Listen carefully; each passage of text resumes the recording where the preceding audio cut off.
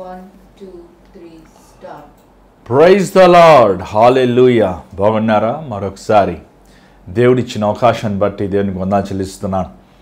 We welcome you all to the hour of prayer, ప్రార్థన గడి అనే కార్యక్రమానికి మిమ్మల్ని ఆహ్వానిస్తున్నాం. మరి మీరు మీ కుటుంబము క్షేమముగా దేవుడు కాచి కాపాడుతాం విశ్వసిస్తున్నాం. మరి వాతావరణ మార్పుల వల్ల అనేక మందికి జ్వరములు, జలుబులు, వామిటింగ్స్, ఎంతోమంది మీరు బాధపడుతున్నారని తెలియపరుస్తున్నారు. మీకోసం ప్రార్థిస్తున్నాం. దేవుడి కృప చూపిస్తాడు. దయచేసి మీరు బయటికి వెళ్తున్నప్పుడు మీరు మాస్క్ వేసుకోండి, మీ చేతులు లోపలికి వచ్చిన కడుక్కోండి. భోజనం విషయంలో, నీళ్ళు తాగే విషయంలో కాసుకుని నీళ్ళు తాగండి. భోజనం బయట భోజనాలు తినద్దు, ఇంట్లో తినండి. ఈ శుభ్రతను మనం పాటిద్దాం. ముఖ్యంగా పిల్లలు, చాలామంది చిన్నపిల్లలు ఈ వాతావరణ మార్పుల వల్ల బలహీనం అవుతాం అనేది మనం గమనిస్తున్నాం. కాబట్టి దయచేసి మీ పిల్లల్ని జాగ్రత్తగా చూసుకోండి. స్కూల్కి వెళ్తున్నప్పుడు వారికి ప్రార్థన చేసి పంపించండి. నూనె రాసి ప్రార్థన చేయండి.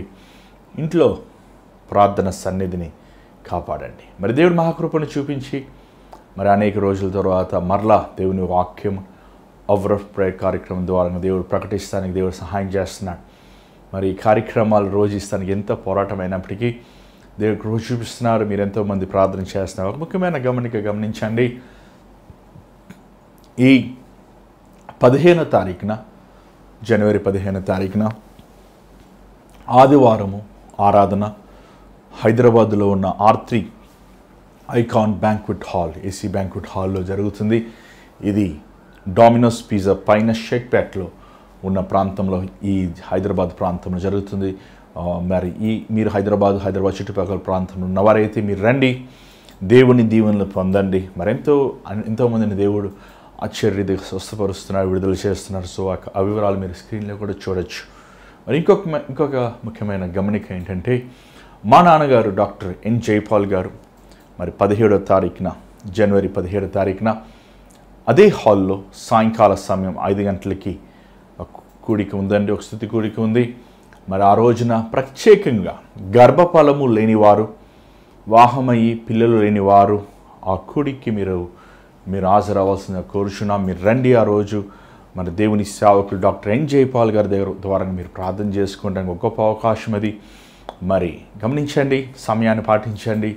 మరి ఆ హాలు ఎవరు ముందు వస్తారో వారికి మొదట దేవుని సేవకులతో వారు కలిసి ప్రార్థిస్తానికి ఒక అవకాశం కలుగుతుంది. కాబట్టి మీరు త్వరలోనే రండి. మరి ఇవ్వబడిన అవకాశాలు మీరు ఉపయోగించుకోండి.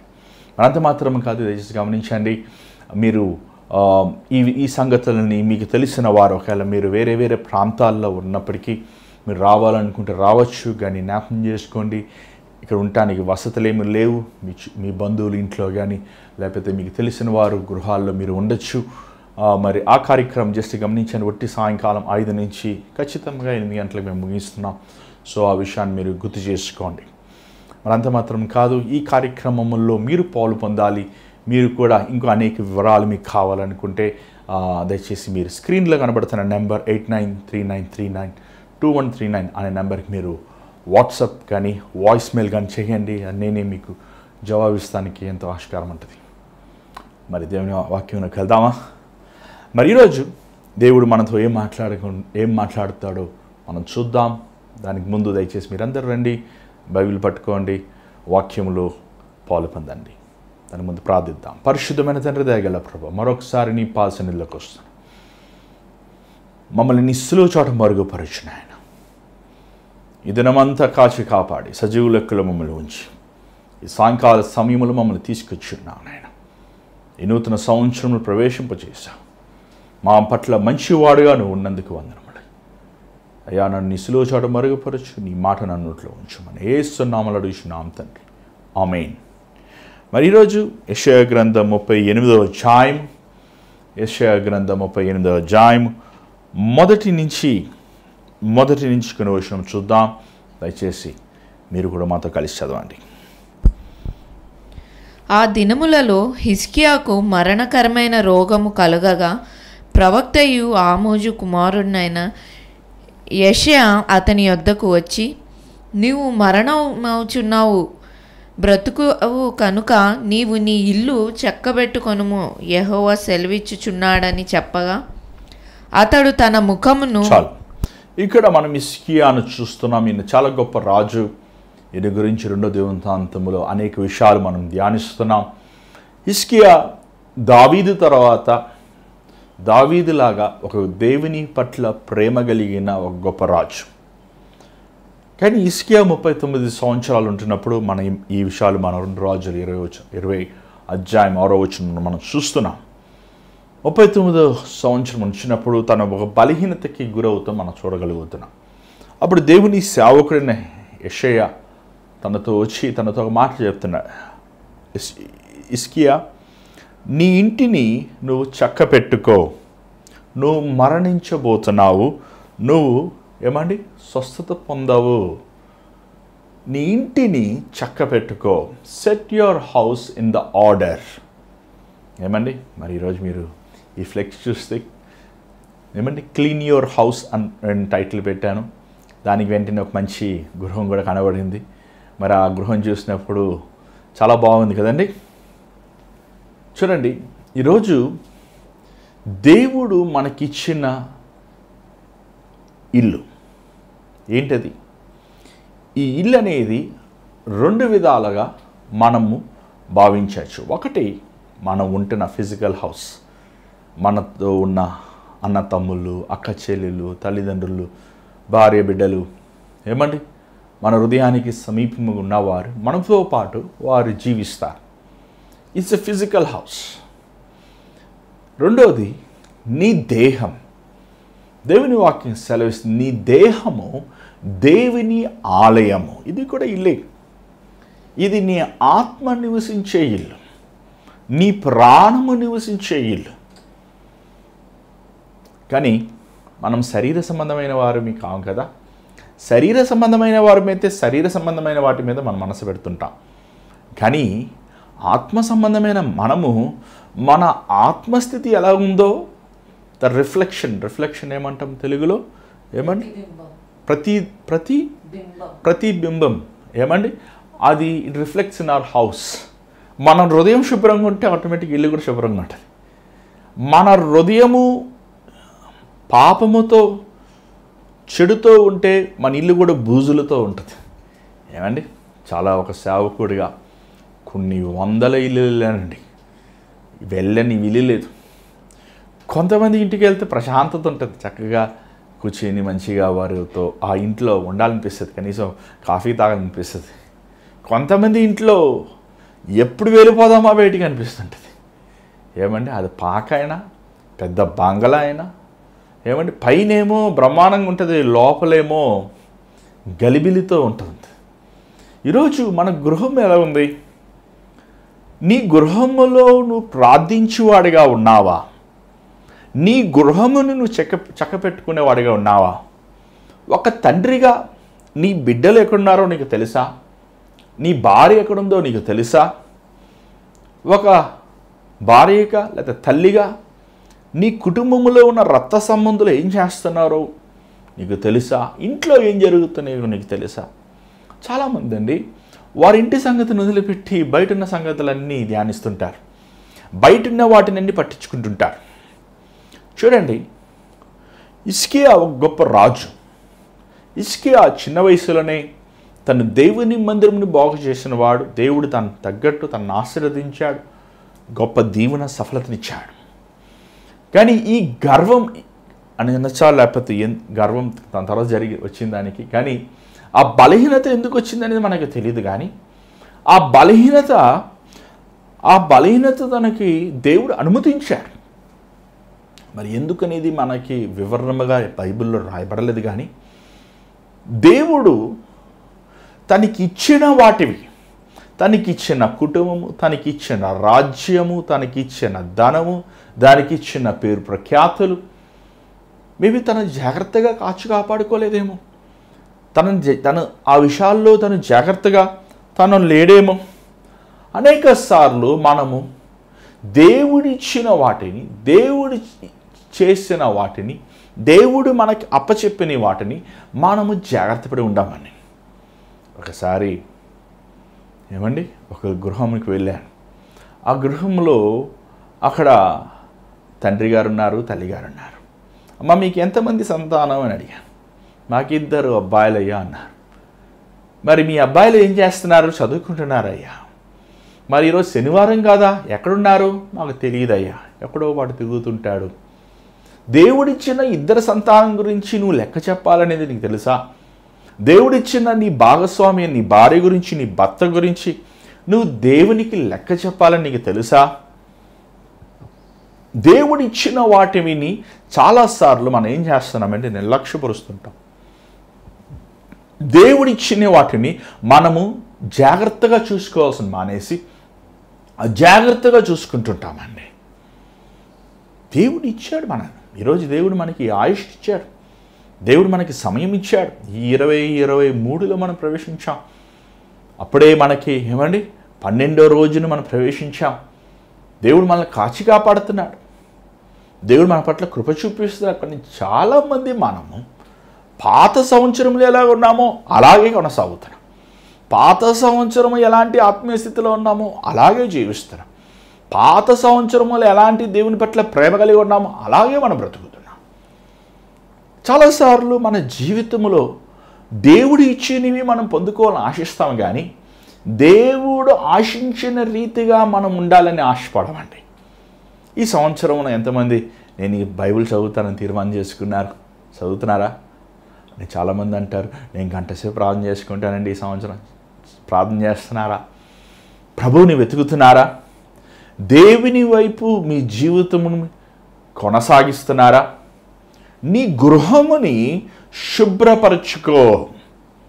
చూడండి, దేవుడు మనం నమ్మి, నువ్వు ఒక అన్నవా, నువ్వు అక్కవా, నువ్వు ఒక తమ్ముడువా, నువ్వు ఒక చెల్లువా, నిన్ను నమ్మి దేవుడు నీకు ఇచ్చిన రక్త సంబంధులు, దేవుడు నీకు ఇచ్చిన ఏమని చాలాసార్లు నేను అంటుంటా, దేవుడు నిన్ను ఒక స్కూల్లో పెడితే ఆ స్కూల్కి నిన్ను దేవుడు కావలివాడిగా చేశాడు.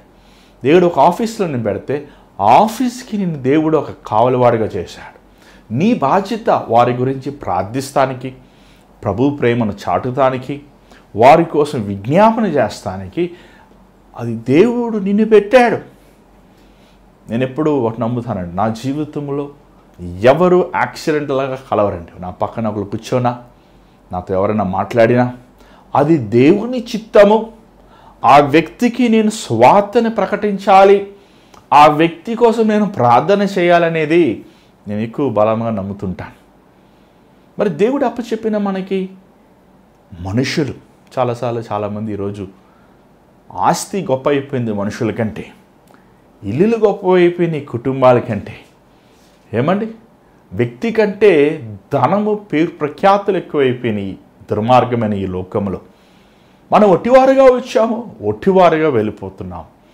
యోబుని మనం చూస్తున్నామండి. యోబు ఎంత యథార్థపరుడంటే, ఎంత నీతిమంతుడంటే, తన నీతి, తన యథార్థత తన బిడ్డలు కూడా కలిగి ఉండాలని ఆశించాడు. పిల్లలారా మీరు ప్రార్థన చేయండి అని చెప్తూ మాత్రం కాదు, కానీ వేకువజామున లేచి తన పిల్లలు ఎక్కడైనా పాపం చేశారేమో అని తను ముందుగానే దేవుని పక్షాన రోధించువాడుగా, కన్నీరు కాచేవాడుగా, బలులు అర్పించేవాడుగా యోబు ఉంటామో మనం చూస్తున్నాం. తను దేవుని ఎదుట తను మాత్రం నీతిమంతుడిగా ఉంటే సరిపోదు, నాకు అప్పచెప్పిన నా కుటుంబాన్ని నీతిమంతుడిగా నడిపించాలి.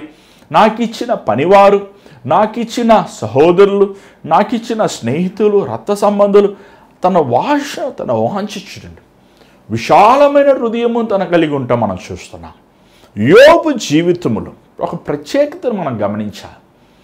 యోబు తన కుటుంబం సాక్ష్యము చాలా శ్రేష్టకరమైనది. యోబు బిడ్డలు పాపము చేసిన వారుగా లేరు. వారు ఏమండి, యోబు ఎదోమి ప్రాంతము. ఎదోమి ఎవరు? యాసావు వంశము అని చెప్తుంటారు. కానీ యోబు తన పితరుల శాపములు తన బిడ్డలు లేకుండా దేవునికి భయపడుతూ తన బిడ్డల కోసం దేవుని సన్నిధిలో రోధిస్తున్నాడండి. ఈరోజు మన కుటుంబముని, మన ఇంటిని మనం శుభ్రం చేస్తున్నామా? మన ఇంటికిలో ఉన్న మన రక్త సంబంధులకి మన హృదయానికి సమీపంగా ఉన్న వారికి మనం ఒక మాదిరికరమైన జీవితం జీవిస్తున్నామా? చూడండి, నీ ఇంటి వారు నీ గురించి ఒక గొప్ప సాక్ష్యం చెప్పగలిగితే నీ భక్తి సరైనది. చాలాసార్లు బయట వారు మనం పొడుగుతుంటారు, మీరు చాలా మంచివాళ్ళండి, చాలా గొప్ప వాళ్ళండి. కానీ మన ఇంటి వారు అలాంటి మాటలు మన గురించి చెప్పగలిగితే, ఇతను ప్రార్థన చేసుకునే వ్యక్తి అండి, ఆమె సహనం ఎక్కువ అండి, మా అమ్మగారు అధికంగా మాట్లాడరు, ఆలోచిస్తారు, దేవుని సన్నిధిలో రోధిస్తారు, ఆమె నిదానముగా ఏదైనా చేస్తారు అని నీ బిడ్డలు చెప్పగలిగితే, నీ భర్త చెప్పగలిగితే నీ జీవితం ఎంతో గొప్పది. నీ భార్య, నీ కుటుంబస్తులు నీ గురించి మంచి సాక్ష్యం చెప్పగలిగితే నీ జీవితము, నీ భక్తి సరైనది. ఈ సంవత్సరం మన కుటుంబముల్లో మనము సాక్ష్యంని సరిచేసుకోవాలి, సాక్ష్యం కలిగి ఉండాలి. ఒక క్రైస్తవుడు తన జీవితంలో మంచి సాక్ష్యం కలిగి ఉండాలి. ఎందుకు యెషయా ప్రవక్త హిజ్కియాకు చెప్పాలి నీ ఇంటిని చక్కపెట్టుకో అని? చూడండి, మనకు తెలుసు యెషయా హిజ్కియా వచ్చి యెషయా హిజ్కియాతో వచ్చి ఎందుకు నీ ఇంటిని చక్కబెట్టుకోవాలని చెప్పాల్సి వచ్చింది. మీరు బాగా గమనించినట్లయితే హిజ్కియా కుమారుడు ఎవరు తెలుసా? మనష్షే ఎంత దుర్మార్గుడో మనము లేఖనములో చూస్తున్నాం. ఎంత దేవునికి అవిధేయుడో, ఎంత నీచుడో చరిత్ర సెలవిస్తుంది. మనష్షే యెషయాని హతం చేశాడు, 2 ముక్కలుగా తనని నరికి పడేశాడు. అంత దుర్మార్గముతో, వ్యభిచారముతో, విగ్రహారాధనతో చేతబడి తానుతో పిల్లల్ని, చిన్న పసిపిల్లల్ని బలిస్తూ ఆ రోజు అక్కడ బయలుదేవతలు, అశేర దేవతల్ని ఆరాధించి తను దేవుని మనసును ఎంత బాధ పెట్టాడన్న సంగతిని మనం జీవగ్రంథంలో చూస్తున్నాం. అంటే ఏంటర్థం? ఆ రోజు ప్రవక్త వచ్చిన యెషయా చెప్పిన మాట సరైన మాటే కదా. నీ ఇంటిని చక్కపెట్టుకో అన్నప్పుడు నీ బిడ్డల విషయం, నీ భార్య విషయము, నీ రక్త సంబంధుల విషయము, వారు సరిగా ఉన్నారా, వారు సరిచేయబడ్డారా, వారు రక్షించబడ్డారా, వారు మారు మనసు పొందారు. చూడండి, ప్రతి తండ్రి ఈరోజు పిల్లలు బాగా చదువుకోవాలి, వారు బాగా సంపాదించాలి, వారు బాగా లోకరీతిగా స్థిరపడాలని ఆశిస్తున్నారు. కానీ నా బిడ్డ ప్రభువుకు భయపడాలి, నా బిడ్డ రక్షించబడి బాప్తిజం తీసుకుని క్రీస్తు కోసం యథార్థమైన జీవితం జీవించాలనేది వేలుల లెక్కలు ఇచ్చాను అలాంటి తండ్రులు, అలాంటి తల్లులు. ఎంతమంది మీరు మీ బిడ్డలకి మాదిరికరంగా ఉన్నారు? ఈరోజు చాలామంది తండ్రులు, తల్లులు మీరే మీ బిడ్డల్ని ప్రభు దగ్గర రానివ్వకుండా ఆటంకపరుస్తున్నారు. ఎంత భయంకరం ఇది, ఎంత దుర్మార్గతనం ఇది. నీకు దేవుడిచ్చిన బిడ్డల గురించి నువ్వు ప్రభువుకి లెక్క చెప్పాలి అని నీకు తెలుసా? ఒకసారి ఒక వ్యక్తి, బాగా చదువుకునే వ్యక్తి, మంచి ఒక పెద్ద ఉద్యోగస్తుడు నాతో మాట్లాడుతూ, అన్న మా తాతగారు ఒక పెద్ద పాస్టర్ గారు ఈ ప్రాంతంలో చాలా పరిచర్య చేశారు అని అన్నీ చెప్పారు. చాలా బాగుంది, మంచిదయ్యా, దేవునికి స్తోత్రం అని చెప్పాను. మా నాన్నగారు ఒక పెద్ద వ్యాపారస్తుడు. ఓకే, ఫైన్ తమ్ముడా, మనమిద్దరం కలిసి ప్రార్థన చేద్దామా తమ్ముడు అంటే ఆయన ఏమైనా తెలుసండి తమ్ముడు, అయ్యా నేను ప్రార్థన రాదన్నా, నాకు ఏంటంట, రాదంట, ప్రార్థన రాదంట. వాళ్ళ తాతగారు సరేనయ్యా మీ నాన్నగారు ప్రార్థన చేస్తారా? నాన్నగారు ప్రార్థన చేయరన్న.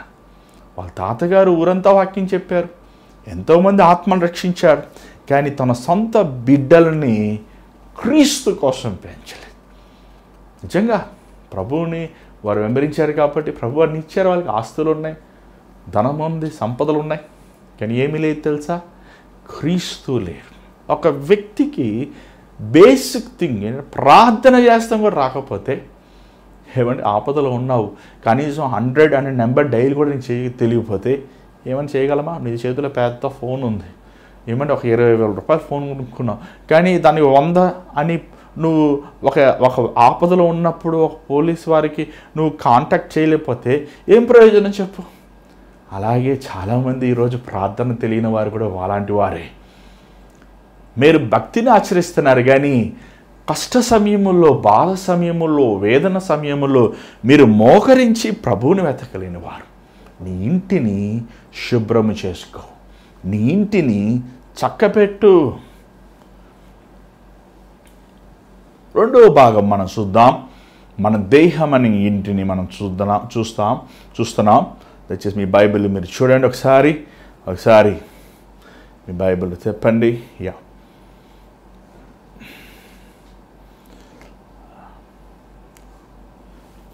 తీతుకు రాసిన పత్రిక 2వ అధ్యాయము, తీతు రాసిన పత్రిక 2వ అధ్యాయము 5వ వచనం. దయచేసి మన బైబిల్ చూద్దాం. తీతు రాసిన పత్రిక 2వ అధ్యాయము 5వ వచనం.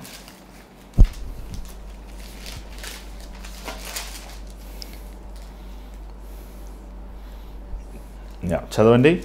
మిగుల మద్యపానాసక్తులనై ఉండక ప్రవర్తన యందు భయభక్తులు గలవారై ఉండవలననియు, దేవుని వాక్యము దూషింపబడకుండునట్లు యవన స్త్రీలు తమ భర్తలకు లోబడి ఉండి తమ భర్తలను శిశువులను ప్రేమించువారును స్వస్థబుద్ధి గలవారును పవిత్రులను ఇంట ఉండి పని చేసుకుని వారును మంచివారునై ఉండవలనని బుద్ధి చెప్పుచు మంచి ఉపదేశము చేయువారునై ఉండవలనని బోధించుము. చూడండి, ఇక్కడ ఒక 2 మాటలు నాకు నచ్చినాయి. ఆ మాటలు మనం ధ్యానిద్దాం. స్వస్థ బుద్ధి అంటే సెల్ఫ్ కంట్రోల్, ఆశా నిగ్రహము. చూడండి, నీ దేహము, ఈ ఇల్లు నేను శుభ్రం చేసుకున్నప్పుడు, దేవుని వాక్యంతో నువ్వు ఇల్లుని శుభ్రం చేస్తున్నప్పుడు, పరిశుద్ధాత్ముడు యేసుప్రభు రక్తముతో నీ హృదయమును కడుగుతున్నప్పుడు, దాని తర్వాత నువ్వేం చేయాలి తెలుసా?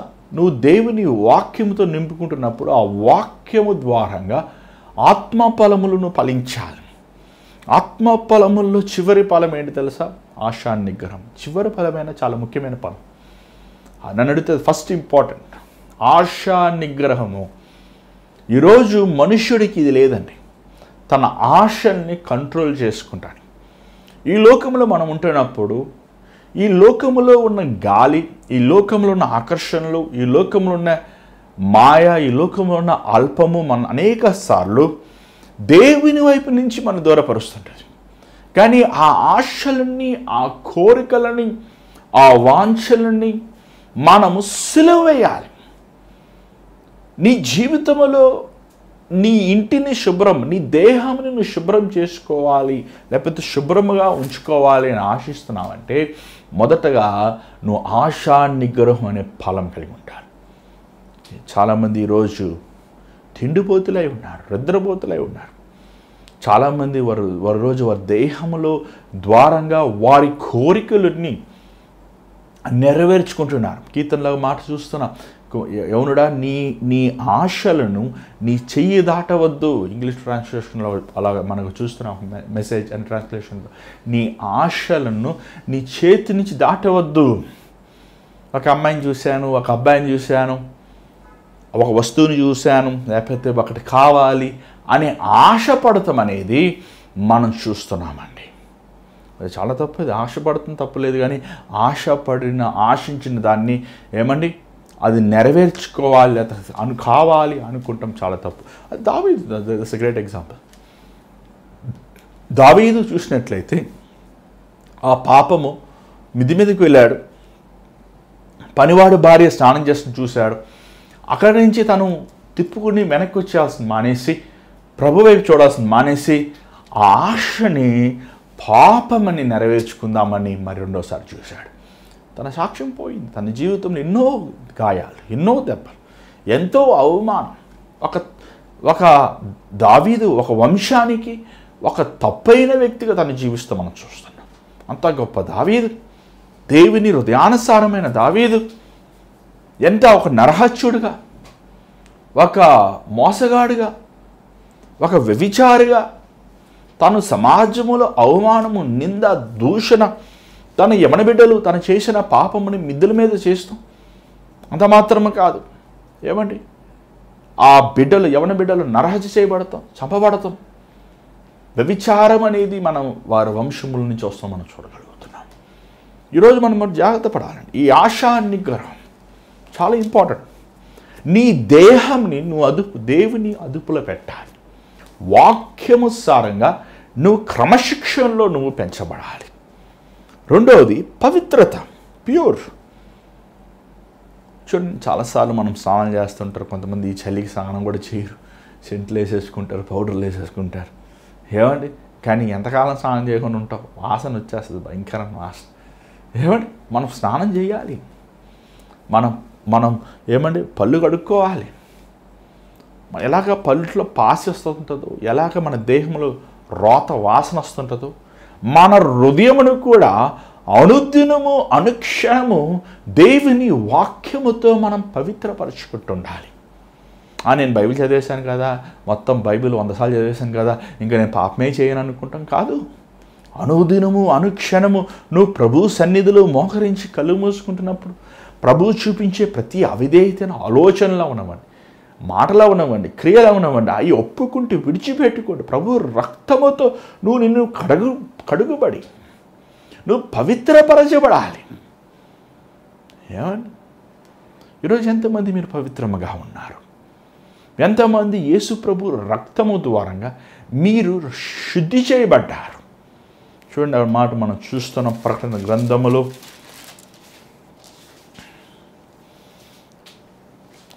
22వ అధ్యాయం 14వ వచనం. ఒకసారి చూడండి, 22వ అధ్యాయం 14వ వచనం. జీవవృక్షంనకు హక్కు గలవారే గుమ్మముల గుండా ఆ పట్టణంలోనికి ప్రవేశించినట్లు తమ ప్రవర్తనలను ఉదుక్కొని వారు ధన్యులు. ఏమండి, వారు అంగీలను ఉతుక్కున్న వారు ధన్యులు అనందా? తమ వస్త్రములను ఉదుక్కొని వారు ధన్యులు. వస్త్రములు, ఏం వస్త్రము? ఏమండి, ఈ వస్త్రాలు ఉతుక్కున్నా మురికవుతుంటాయి, ఉతుక్కున్నా మళ్ళీ ఎలిసిపోతాయి, చిరిగిపోతాయి. దేవుడు మాట్లాడేది నీ రక్షణ అనే అంగీ, నీతి అనే అంగీ, రక్షణ అంగీని ప్రభు. అందుకే మనం ప్రభు వల్ల తీసుకుంటుంటాం. చాలాసార్లు వారానికి ఒకసారి తీసుకుంటారు, కొంతమంది నెలకు ఒకసారి తీసుకుంటారు, ఎన్నిసార్లు తీసుకుంటున్నారో ముఖ్యం కాదు. కానీ నువ్వు ప్రతిసారి తీసుకుంటున్నప్పుడు భయభక్తులతో ఉపవాసముతో దేవుని ఎదుట యథార్థముగా నువ్వు సమర్పించుకొని ఆయన ద్రాక్షరక్షములో ఆమె రొట్టెలో ఆయన ద్రాక్షరక్షములో మనం పాలు పొందుతున్నప్పుడు, ఆయన శరీరము ఆయన రక్తముతో మరొకసారి మనం మిళితం అవుతున్నప్పుడు, మరొకసారి ప్రభు సన్నిధిలో నిబంధన చేసుకుని ఆయన కృపను వేడుకుని మనం ముందుకు వెళ్ళాలండి. ఇది చాలా ముఖ్యం.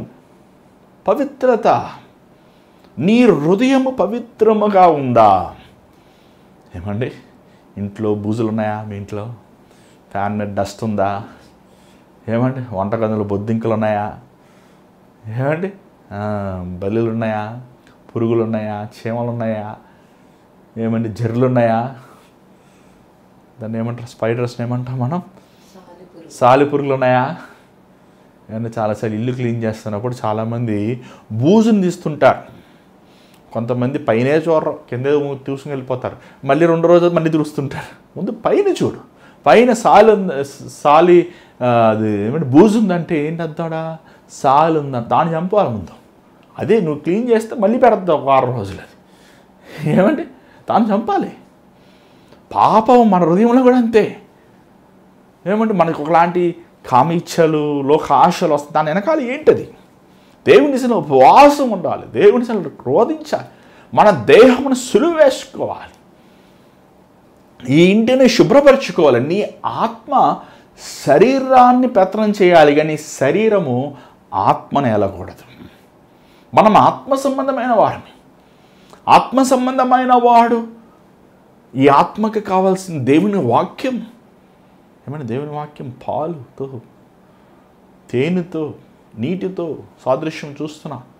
దేవుని వాక్యము మన ఆత్మకి బలము, ప్రార్థన, విశ్వాసము, ఈ ఆత్మ సంబంధమైనవి. ఈ ఆత్మ సంబంధమైన వాటితో మన హృదయాన్ని, మన ఇంటిని, మన ఆత్మని బలపరుచుకోవాలి. ఈ శరీర సంబంధమైన వాటివి తిండిపోతుతానము, నిద్రపోతుతానము, ఏమంటే లోక ఆశలు, లోక కార్యాలు. ఈ శరీరమైనది ఏమండి మట్టితో మట్టి అయిపోద్ది, అదృశ్యమైనది, నిరంతరమైనవి. ఆత్మ సంబంధమైనవి దేవుడు మనకి మహిమ శరీరం ఇవ్వబోతున్నాడు. ఈ శరీరము ఒక దినం విడిచిపెట్టేస్తుంది. దీన్ని ఎంత సుఖముగా చూసుకున్నా, ఎంత ఆరోగ్యముగా మనం చూసుకున్నా ఇది మట్టితో మట్టి అయిపోతుంది. కానీ ఆత్మ సంబంధమైన మనము ఈ మట్టైన శరీరమును మహిమ శరీరముగా మార్చేవాడు మన ప్రభు. ఎప్పుడైతే నీ ఆత్మ పవిత్రపరచబడుతుందో, ఎప్పుడైతే నీ ఆత్మ దేవుని ఫలము, పరిశుద్ధాత్మ ఫలములు కలిగి ఉంటావు. ఇది చాలా ముఖ్యం. ఈరోజు ముఖ్యమైనవి ఏంటి? చాలాసార్లు ఏమండి మనం కొబ్బరి బొండాలు తాగుతారండి. ఇప్పుడు అన్ని కూల్ డ్రింక్స్ తాగేస్తున్నారు, పిల్లలు కూడా కూల్ డ్రింక్ తాగుతున్నారు.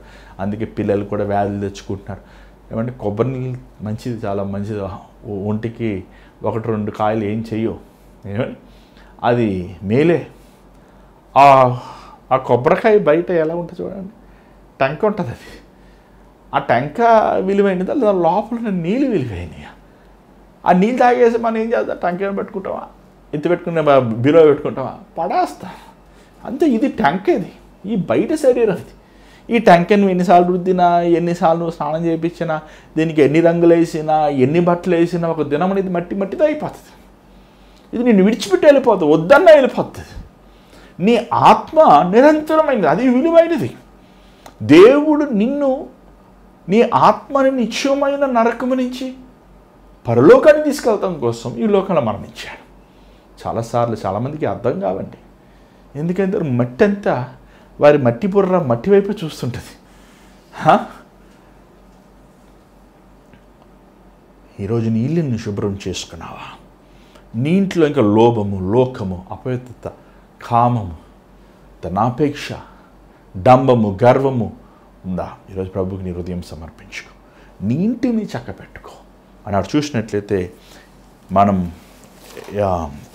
యెషయా గ్రంథం 38వ అధ్యాయం, దయచేసి మీ బైబిల్ చూడండి ఒకసారి. యెషయా గ్రంథం 38వ అధ్యాయం 2వ వచనం చూడండి. చదవండి. 38వ అధ్యాయం యెషయా 2వ వచనం. నీవు మరణమవుచున్నావు, బ్రతుకవు గనుక నీవు నీ ఇల్లు చెక్కబెట్టుకొనుమని యెహోవా సెలవిచ్చుచున్నాడని చెప్పగా, అతడు తన ముఖమును గోడ తట్టు త్రిప్పుకొని యెహోవా యథార్థ హృదయుడై సత్యముతో. ఇక్కడ చూసినట్లయితే తను యెషయా ప్రభు చెప్పిన వెంటనే చక్కపెట్టేలేదు ఇల్లు. ఏం చేసేది? దానికి నువ్వు బతకవు, నువ్వు బాగుపడవు, నువ్వు చచ్చిపోతావు. గొప్ప ప్రవక్త యెషయా. ఏమంటే యెషయా లాంటి గొప్ప ప్రవక్త ఇంకెవరు ఉన్నారా? ప్రవక్తలన్నీ మించిపోయిన ప్రవక్త, టాప్. ఏమంటే ఫస్ట్ ఆయనే, నెక్స్ట్ ఇర్మియా అట్లా వస్తుంటారు. ఏమండి కానీ ఆయన మాటలు విన్నాడా? లేదు. ఏం చేశాడు? తన గోడ వైపు తిరిగాడు. ఏం చేశాడు? ప్రార్థన చేశాడంట. ఏమంటే మాలాంటి ప్రవక్తలు కొన్నిసార్లు దేవుడు చెప్తుంటాం, అంత మాత్రం నాకు జరుగుతాయి అనుకోవద్దు. ఏమండి ఎందుకంటే నీ మనసు నువ్వు మార్చుకుని నువ్వు దేవుని వైపు, దేవుడు మనసు మారిపోద్ది, ఆటోమేటిక్గా దేవుడికి చెప్తాడు, మళ్ళీ మేము అది చెప్తాం. ఎందుకంటే ప్రవక్త వీఆర్ జస్ట్ దేవుని సేవకులు అంతే.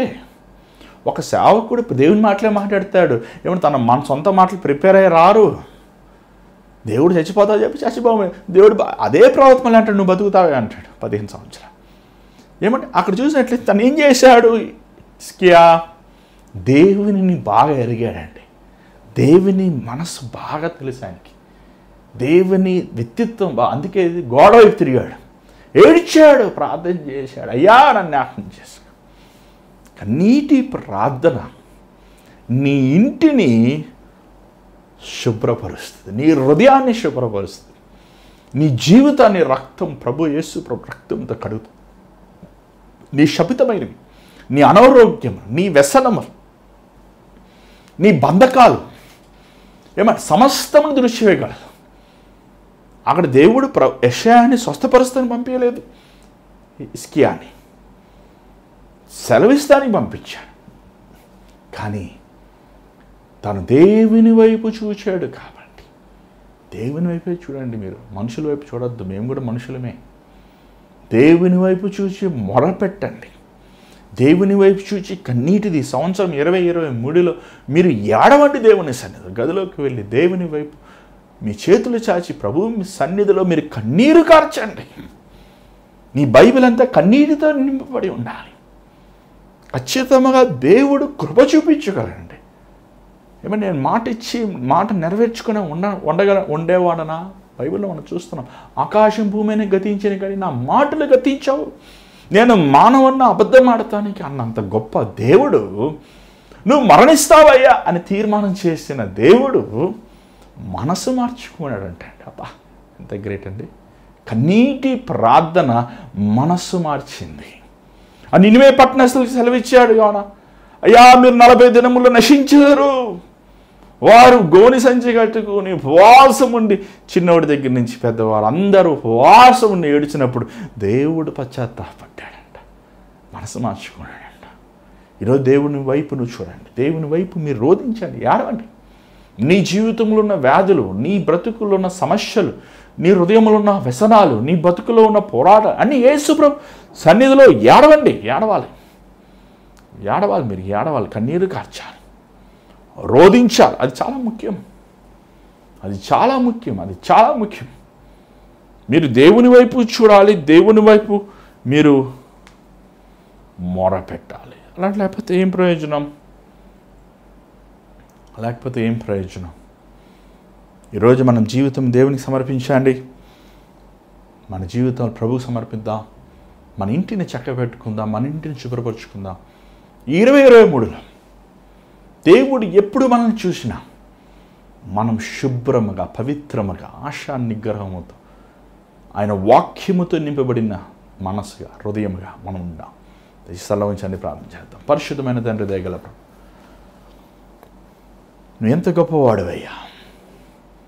ఈరోజు నాయన మమ్మల్ని చూడు నాయన, మా హృదయములు చూడు నాయన, మా బ్రతుకుని చూడయ్యా, మా వ్యసనములను చూడయ్యా, మా పోరాటములు చూడయ్యా, మా పాప స్థితి నుంచి మమ్మల్ని శుద్ధి చేయి ప్రభు, మిమ్మల్ని కడుగు నాయన, మమ్మల్ని బాగు చేయి నాయన. అయ్యా మేము ఎంత దుర్మార్గములో ఉన్నామో నువ్వు ఎరిగిన వాడు నాయన, ఎంత భ్రష్టత్వంలో ఉన్నామో నువ్వు ఎరిగిన వాడు. ఈరోజు నీ రక్తముతో మమ్మల్ని కడుగు నాయన. ఒకప్పుడు మేము ప్రార్థించాం, ఒకప్పుడు మేము కన్నీరు కార్చాం, కానీ ఇప్పుడు మేము వెనక్కి వెళ్ళిపోయాం యేసయ్య, లోకానుసారమైన వారుగా అయిపోయాం నాయన. మమ్మల్ని క్షమించిన ఆయన, మమ్మల్ని పవిత్రపరచయ్యా, మమ్మల్ని శుద్ధి చేయి ప్రభా. నిశ్చిత్తములో నిలిచిండివారుగా, నిశ్చిత్తములు నడిచేవారుగా మాకు సహాయించి విత్తబడిన వాక్యం నీ బిడ్డలతో మాట్లాడు. యేసు నామములో అడుగుచున్నాం తండ్రి, ఆమేన్. తెచ్చి మరొకసారి ఒక ముఖ్యమైన గమనించండి. ఈ 15వ తారీఖు మరలా మీకు ఫ్లెక్స్లు వేస్తున్నారు చూడండి. ఈ ఆదివారం దినమున పొద్దుట 9:30కి మీకు R3 ఐకాన్ బ్యాంక్వెట్ ఏసీ హాల్లో షేక్పేట్లో డామినస్ పిజ్జా పైన 5th ఫ్లోర్లో మీకు ఆదివారం ఆరాధన జరుగుతుంది. దయచేసి మీరు రండి, మీ కుటుంబస్తులు, బంధువులు, స్నేహితులతో మీరు ఈ కార్యక్రమం పాలు పొందారు. అలాగే మరి అదే హాల్లో 17వ తారీఖున దేవుని సేవకులు డాక్టర్ N. జయపాల్ గారు మరి ఆ రోజు 5 గంటల సాయంకాలం 5 నుంచి 8 గంటల వరకు ప్రత్యేకమైన కూడికల్లో వారు ఉంటారు. గర్భఫలం లేని వారికి, ముఖ్యంగా వివాహమై పిల్లలు లేని వారు మీరు రావాలి. ఈ కూడికలో దేవుని సేవకులతో ప్రార్థన చేయించుకోండి. ఒక విశేషమైన కూడిక, అది ఒక ప్రత్యేకమైన కూడిక. దయచేసి గమనించండి, ఖచ్చితంగా మీరు సమయాన్ని పాటించండి, దేవుని దీవెన పొందండి. మరి దేవుని చిత్తమైతే రేపు కలుసుకుందాం. మరి ఈ పరిచర్య ద్వారా ముఖ్యంగా మీరు మేలు పొంది దీవించబడి మరి 2023లో చాలామంది కోసం ప్రార్థిస్తున్నాం. ఎంతోమంది మీరు స్వస్థతలు పొందుతున్నారు, ఎంతోమంది 2022లో మీరు మేలు పొందారు. కానీ వెనక్కి తిరిగి ఈ పరిచర్యను కానుక ఇచ్చిన వారు అవనవ్వండి, లేకపోతే ఏమండి ఒక ఎంకరేజ్మెంట్ చేసిన వారు చాలా కొద్దిమంది మాత్రమే. ఎంతోమందికి దేవుడు గర్భఫలాలు ఇచ్చాడు, ఎంతోమందికి దేవుడు ఏమండి స్వస్థపరిచాడు, ఎంతోమంది దేవుడు ఉద్యోగాలు ఇచ్చాడు, ఎంతోమంది దేవుడు ఏమండి ఆశీర్వదించాడు. ఏమంటే నీతిమంతుడి ప్రార్థన అది మనం డబ్బా చేసుకుని సాక్ష్యాలు చెప్పించి అలవాటు చేయలేదు, కానీ మీరు అనుభవించారు, చాలామంది అనుభవించారు. కానీ వెనక్కి తిరిగి అయ్యా దేవా నువ్వు చేసిన మేలుకు వందనాలు అని కృతజ్ఞత హృదయముతో మరి దేవునికి ఒక కానుక ఇచ్చిన వారు చాలా కొద్దిమంది మాత్రమే అండి. మీరు అలాంటి వారైతే దయచేసి గమనించండి, దేవుని పరిచర్యలో మీరు పాలు పొందండి. ఎంతో ఈ భారంతో ఈ పరిచర్య కొనసాగిస్తున్నాం. రోజు రోజుకి ఎంతో పోరాటంగానే ఉంటుంది, కానీ దేవుడు విడవకుండా కృప చూపిస్తున్నాడు. ఈ పరిచర్యలో మీరు కూడా పాలు పొందండి. మరి ఆన్లైన్ కనబడుతున్న Google pay, PhonePe account numbers మీరు చూస్తున్నారు అక్కడ. ఆ వివరాలన్నీ కూడా మీకు మీరు గూగుల్ పే, ఫోన్పే ద్వారా మీరు ఇవ్వచ్చు, ఈ పరీక్షలో పాల్పొనవచ్చు. అంత మాత్రం కాదు, ఎవరైనా ప్రార్థన అవసరతలు ఉన్న మీకు ప్రార్థన భారాలను దయచేసి గమనించండి. 8939392139 అనే నెంబర్కి మీరు కాల్ చేయొచ్చు. మీరు కాల్ చేసి నేను నా భార్య మీ ఇద్దరం ఎదుగుతున్నాం మీ ఫోన్ కాల్స్. సో మీరు కాల్ చేయండి, వాట్సాప్ కానీ వాయిస్ మెయిల్ కానీ టెక్స్ట్ మెసేజ్ కానీ మీరు పంపించవచ్చు. మీకోసం ప్రార్థిస్తున్నాం. గమనించండి, ఈ 15వ తారీఖు జరగబోయే కార్యక్రమంలో 17వ తారీఖు జరగబోయే కార్యక్రమంలో మీరు పాల్పొందండి. మీ కుటుంబములతో పాటు మీరు ఆసరై దేవుని దీవెనలు పొందండి. దేవుని చేత మీద కలుసుకుందాం. అందరూ God bless you. Take care.